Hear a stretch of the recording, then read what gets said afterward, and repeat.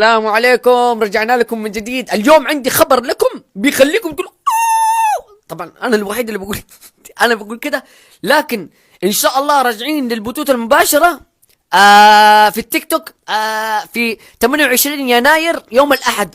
فان شاء الله كلكم تنوروني وكلكم شاركوا معانا، سووا انضمام الى هنا ولا هنا، ما ادري ايش، يطلع لكم بت كده لونه احمر وتنوروا. واحبكم كلكم والله ينورني يا رب. انا منور من اول، اصلا النور عماني. اليوم بقول لكم قصه كسر يدي. طبعا انا يوم من الايام كنت ماشي مشغل لكم عمرو دياب، الليله حبيبي الليله يوم عمرنا. طبعا كانت اسوأ ليله في حياتي.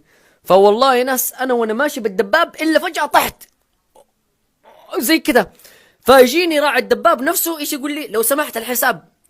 طبعا انا قاعد اموت قدامه، قاعد اموت والله، قاعد اموت يا ناس. انا وقتها من الصدمه والله ما اعرف اضربه ولا اروح المستشفى، ما عرفت ايش اسوي. فربي يسامحك يا رب. واصلا دبابك اصلا يعني من اسوأ الدبابات اللي ركبتها في حياتي كلها.